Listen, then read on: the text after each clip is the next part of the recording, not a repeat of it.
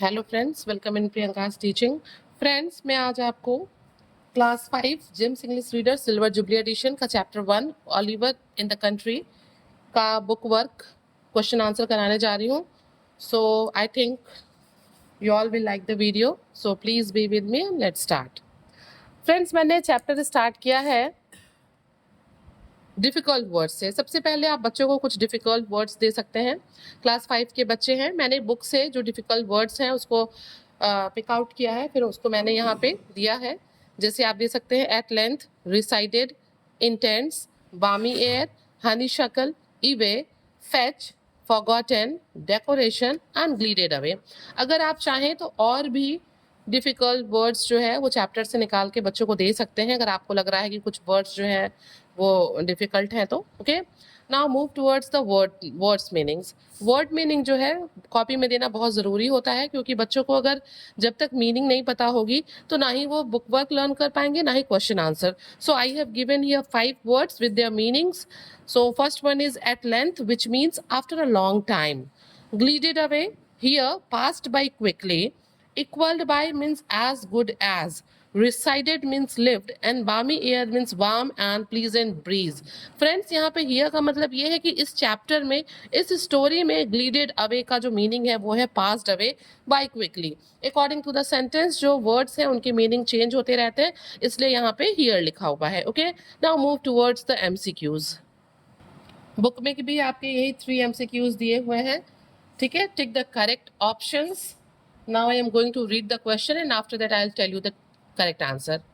Rose felt that Oliver would be cured by the, 3 options are given: beauty of autumn, pure air of spring, comfort of a cottage. The correct answer is pure air of spring. Okay, now come on the next one. Oliver's sleep was peaceful as he had no worries, was in a very lonely place, liked the beauty of the place. The correct answer, option A, had no worries. Now come on the third one and the last MCQ. Oliver was taught reading and writing by, उसे पढ़ना और लिखना किसने सिखाया? Mrs. Mellin and Rose, an old gentleman, a lady tutor. किसने सिखाया था? An old gentleman. Okay, now move towards the question answer. The first question is, why did Oliver love the village life? Oliver को village life क्यों पसंद था? ठीक है, क्यों उसको वो पसंद करता था? Oliver loved the village life because he felt peace and delight in the quiet atmosphere and the balmy air. It was pleasant change for him. ठीक है, इसलिए क्योंकि उसे वहाँ की शांति और वहाँ का शांत वातावरण जो था वो उसे बहुत खुश करता था। वहाँ की जो बामी एयर थी, फ्रेश ब्रीज थी, वो उसे बहुत पसंद थी, और यही कारण था कि उसे विलेज लाइफ बहुत पसंद था। It was pleasant change for him, और ये उसके लिए एक प्लीजेंट चेंज भी था। Okay, now move towards the next question. अगला क्वेश्चन है हमारा, how would Mrs Maylie, Rose and Oliver spend time in the evenings? वो शाम कैसे गुजारते थे? ठीक है, जो मेली है, रोज है, ऑलिवर है, वो शाम को अपना समय कैसे गुजारते थे? In the evenings Rose would sit down to the piano and play some pleasant tune. क्या करता था? शाम को जो है, जो रोज थी, वो पियानो पे बैठ जाती थी और बहुत ही कोई प्लीजेंट ट्यून जो है उसको प्ले करती थी, बजाती थी। और सिंग ओल्ड सॉन्ग, या फिर कोई पुराना गाना गाती थी, विच मिसेज मेली लव्ड, जो कि मिसेज मेली को पसंद हो। Oliver would sit by one of the windows listening happily to the sweet music. और क्या करता ऑलिवर जो है, वहीं विंडो के पास बैठ के और इस स्वीट म्यूजिक को सुनता रहता था। ठीक है ना। How would Oliver spend time in the village? Oliver जो है वो विलेज में अपना समय कैसे बिताता था? In the village Oliver would play cricket with the village children in the field. वो क्या करता था? गांव के बच्चों के साथ वहां पे क्रिकेट खेलता था।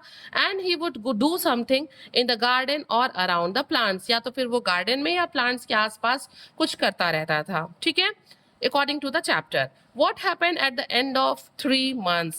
मतलब 3 महीने के अंत में, जो 3 months थे उसके एंड में क्या हुआ?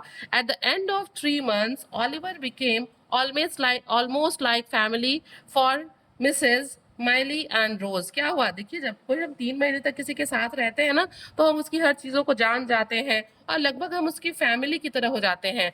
His deep love and respect of the Maylie was as good as the love and pride they felt for him. मतलब जितना वो उन लोगों से प्यार करता था, मैली से और रोज से, उतना ही मैली और रोज को उस पर प्राइड भी था कि वो एक बहुत ही अच्छा बच्चा है। सो फ्रेंड्स, मैंने आपको lesson 1 Oliver in the country का क्वेश्चन आंसर जो है मैंने आपको करा दिया है। If you like the video, please do share to others and please subscribe the channel and hit the like button. Thank you for watching.